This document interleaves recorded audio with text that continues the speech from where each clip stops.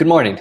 In this video lesson, today is going to be day one, the first day we start looking in depth at how do we start solving equations. You did some of this work in 6th and 7th grade. Now that we just finished the Illuminate on Friday, today is day one of how do we start solving equations. So a big thing is going to be learning new key terms. We're going to spend a little bit on this video focusing on some of those key terms. First things we need to know, you should already come into 8th grade understanding what a variable is. Variables, those are things we don't know yet. We could use letters like X or Y to represent unknown values. Coefficients, hopefully Mr. Neville taught you this year. He did teach you this last year. Hopefully you remember a coefficient. That's the number we multiply with a variable. We also talked about this term with scientific notation this year. Coefficient, if we take a look at this equation here, 4 times X, the 4 is the coefficient. X, the thing we don't know yet, is called a variable. A constant, that's a fancy word we're going to use to refer to regular old numbers. Now that sometimes we have variables or variables that are multiplied with a coefficient, we want to distinguish regular numbers, constant terms, from variable terms like 4x.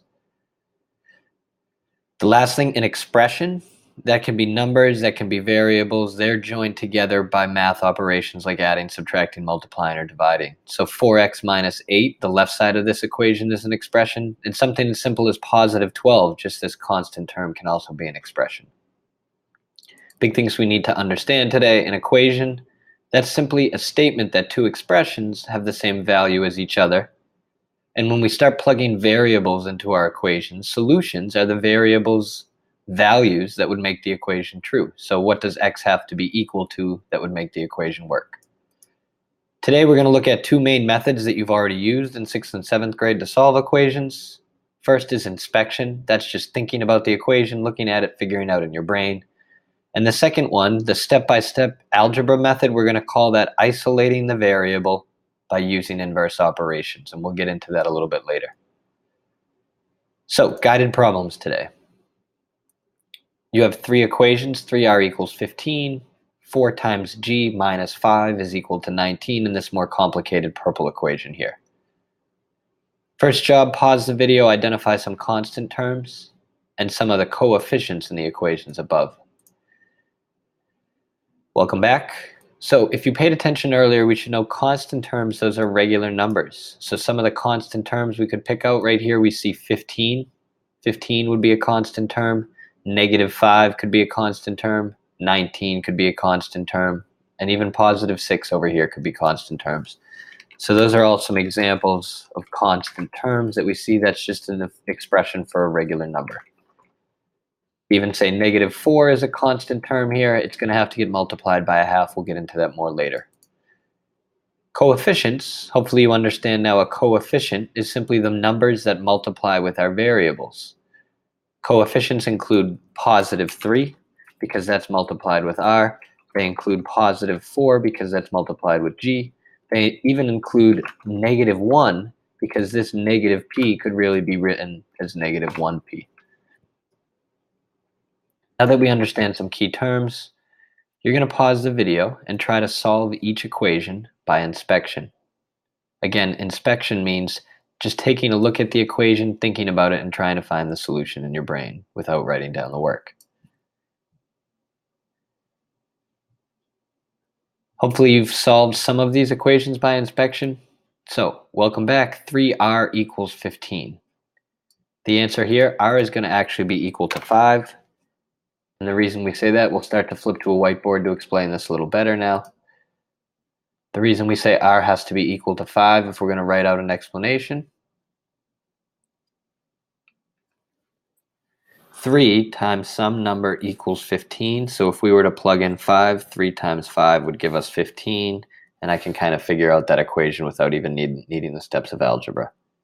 Your explanation, quick little sentence that explains what we just saw on the whiteboard here.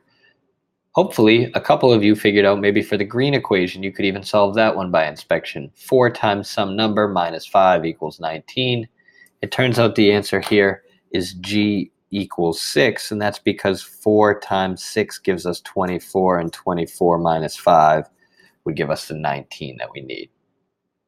There's various methods you could have used to solve by inspection, but this green equation starts to get difficult enough that we may have needed the steps of algebra. The last equation, the purple equation, is not something we expect you to solve today. I'm going to show you how to solve this towards the end with the steps of algebra.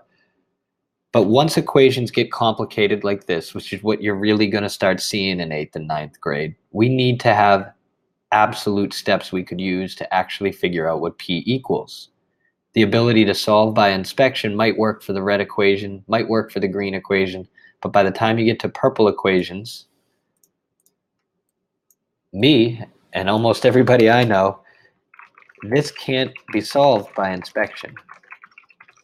So one of the big things to learn today as we start to talk about some of these simpler equations more in depth is that we're learning the steps really well so that when the equations get more complicated, we can solve this. Just solving by inspection is not enough. What we're going to do is take a look for the red equation and the green equation. Actually, we don't have time. We're just going to look at the purple equation, how the steps of algebra could help us solve, and that will help you understand maybe the steps you need to take for the red and green equation on your own. Real quickly, later in 8th grade, a couple days, we're going to learn that if you ever have expressions in factored form, that should sound familiar from Mr. Neville last year, these numbers outside parentheses, we should distribute in order to free up this variable, free up this constant, and start solving. 1/2 times 6p would give us 3p.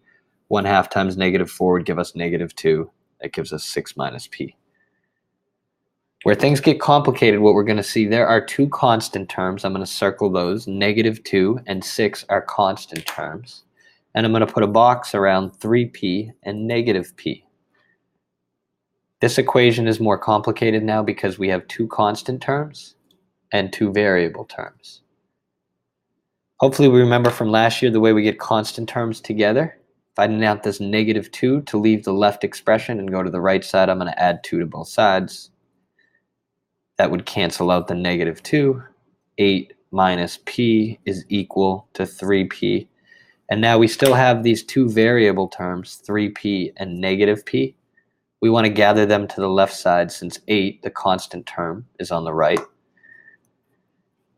The big thing we're going to start to learn in 8th grade, just like we could move constant terms, the regular numbers, by using addition or subtraction to cancel them out, we could move variable terms. When we have more than one variable term that are like terms, we can move them from one side of the equation to the other, just like we did with the regular numbers. -p plus p cancels out. 3p plus p gives us 4 times p, that's equal to 8. I should have full screened the whiteboard. I'm sorry, it's just now getting full screened. So again, here we added 2 to both sides because we wanted to get the constants, the -2, to the same side as the 6. Then we added p to both sides of the equation to get 4p equals 8. And hopefully we remember from past years, 4p equals 8. All we need to do is divide by 4 on both sides. P is equal to 2. It's day one on this. There's a lot of math that's going to go on with solving equations, and students are coming in at different points. So please definitely use the classroom queue if you've got questions for me or Miss Stewart. Good luck.